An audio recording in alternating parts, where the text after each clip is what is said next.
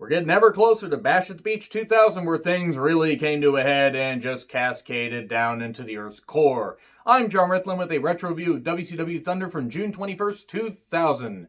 Oh yeah, and Ernest Miller was still the commissioner, which means I automatically hated this episode. He may be a nice guy, he was a terrible wrestling character. Thanks, Bischoff, for bringing him in. What the absolute fuck. Ernest Miller was all over WCW programming at this point for whatever fucking reason, and he was dragging down every segment he was involved in. Now, he wasn't as bad as Russo because at least Ernest Miller was an athlete, but he was still annoying. So, recaps of the Tank, Abbott, and Rick Steiner stuff. Heenan's back, one of the last appearances that he had. Maybe the last appearance that he had. I'm not totally sure when he was done. Maybe somebody can let me know in the comments when Heenan was actually done, because it was pretty soon after this. That was really bullshit how they got rid of him. But anyway, Rick Steiner versus Tank Abbott. It's going to be a match. Submission-based. And a top rope bulldog pins Tank Abbott. Not the last appearance of Mr. Tank, because he would show up as a flunky, a groupie, for 3 count a little bit later. No, really. This is the guy they wanted to make WCW champion at one point. So then Tank attacks a fan around the announcer's table area somewhere. I don't know if it was an actual fan, a plant, or whatever. Tank really didn't seem to give a shit. And they really did a bad job making it seem like he was a loose cannon.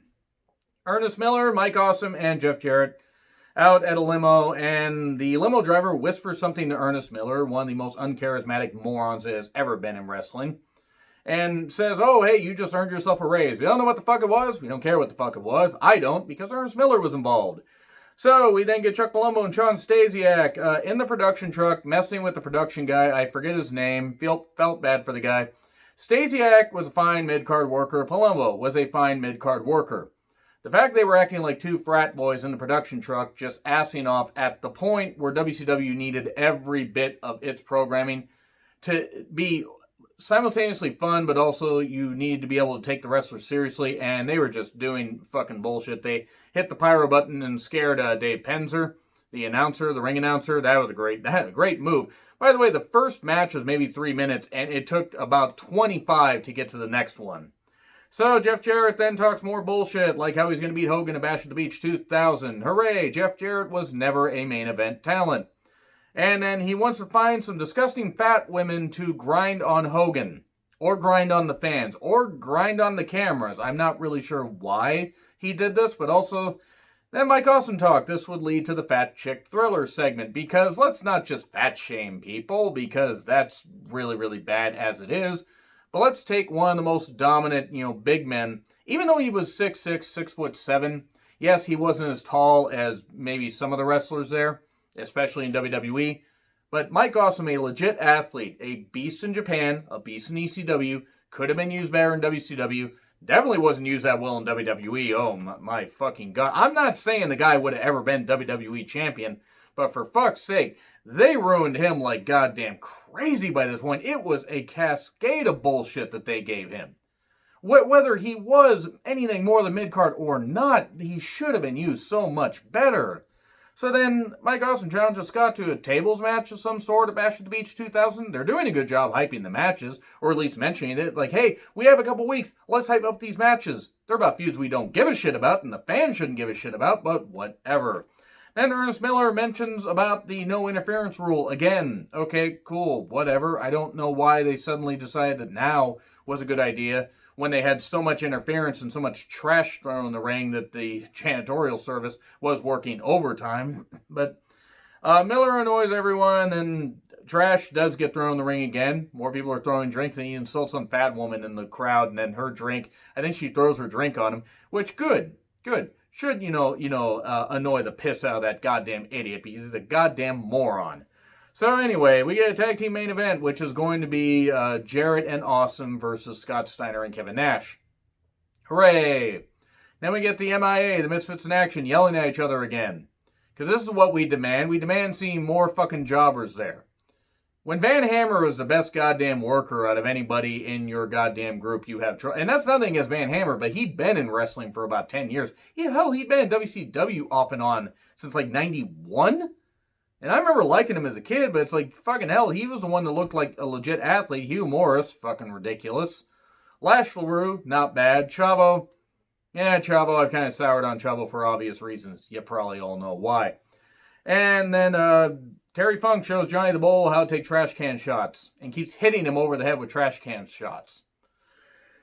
Oh, trash can shot. That's how I'm going to sound right there. I sound like I got hit in the head with a trash can. So, we get a mixed tag three-way.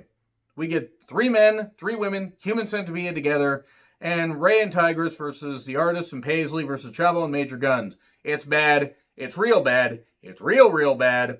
And a jumping DDT from the Artist pins Chavo. So I guess he gets a title shot next. Who the fuck knows? Who the fuck cares? Paisley was the best damn worker out of anybody in this group, and then she would have to go on and face Jenna Maraska. Yes, Paisley was Charmel. Remember Charmel? I felt bad for Charmel in TNA. She should have never had to work with that goddamn moronic twat, but whatever. That's another review for another time. Lance Storm, that is, shows up and attacks the Artist, and it wasn't very good because the Artist was kind of, awkward and everything, which is weird because Prince IEK actually seemed like he knew what he was doing. And then Lance dives on everybody and then leaves. And then we get Dale Torborg attacking Vampiro because he has Asia's earring, because Vampiro on Nitro had left with left in a hearse with Asia in the back. And then, Torborg's like upset, why do you have her earring and that kind of stuff and whatever. He's like hypnotizing him. It's like a cat with a shiny toy or a blonde with a shiny object. It's like that part in Family Guy where, Brian flashed flashlight and his girlfriend was chasing after it. It was really funny. That was funnier than this, and it still hadn't happened yet. And it was still funnier than this shit. Vampiro said, you want to see your girlfriend, your fiance, whatever the fuck they were. I think they were engaged at the time. I don't really care, but happy for them if they happen to stay together. You have to do everything I say or you'll never see her again. Okay, kidnapping. That's what they're having Vampiro doing. Vampiro actually was a pretty good character, but the fact that they were having him do this stuff, it was a horrible feud. So, then they leave in the hearse. And also, you had Miller and Douglas talking, and then Douglas says he was just playing Miller later. And then you get new hardcore rules. It must start in the back, but the pinfall, submissions, the decision must end in the ring. Why? Why the fuck? Wall versus Vito. Terry Funk, Johnny the Bull are watching on the monitor, and they eventually get to the ring. The Wall and Big Vito, that is. We get weapons, a table bomb, 1, 2, 3. There you go. That's your lot. The Wall gets pinned and then gets back up and then gets knocked back down with the championship. And then Goldberg has some words for Nash. References his injury. It happened on Thunder at the end of '99 when Goldberg stupidly put his arm through a fucking window. I know that some people are tough, and I'm not saying that Goldberg isn't, but human flesh against a window isn't going to work. It's not going to work, and he fucking, nearly lost his arm. Thank God he didn't, but fucking hell, that was stupid. Douglas then badmouths Miller to Bam Bam Bigelow and Chris Candido. Miller no doubt hears about this and makes a match later.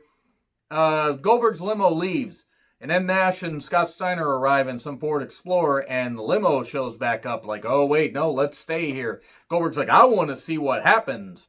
Then we have more pyro antics because Buff's pyro doesn't go off because Palumbo and Stasiak are still being frat boys. Bam Bam Bigelow, Chris Candido versus Buff Bagwell. Douglas interferes. And Greetings from Asbury Park pins Buff Bagwell. And this is despite the fact they said the no interference thing. Daphne then slaps David. We get more of this love triangle bullshit. David's like, it wasn't me on the footage. It was from a couple weeks ago. He couldn't keep his story straight. And then went in the fucking production truck a little bit later, but I'll get to that. Positively Canyon. He says some more stuff. Booker comes down. They brawl. He hits him in the head with a book. And this is where we're going. Book to Booker. That's what we're doing here. And then David then shaves the head of the production truck guy because he wasn't happy the tape got played.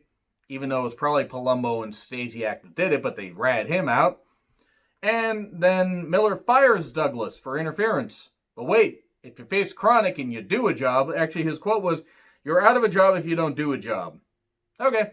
Then the production guy locks Palumbo and Stasiak in the goddamn thing and says, fuck it, you guys are just being locked in here. Here's 3 Count doing a single. Tank enjoys it. Nobody else does. Kronik shows up and attacks him. Tank's upset because he likes pop music. Nothing wrong with liking pop music. They just did such a weird character change for Tank Abbott that nobody really fucking cared. And then, Kronik continues to beat him up and then beats up Douglas because Bagwell interfered just before the bell rang. High time, 1, 2, 3. We get a music flub. Kronik's upset. They go and attack Palumbo and Stasiak in the production truck, which the guy lets them in, and they do all this and whatever.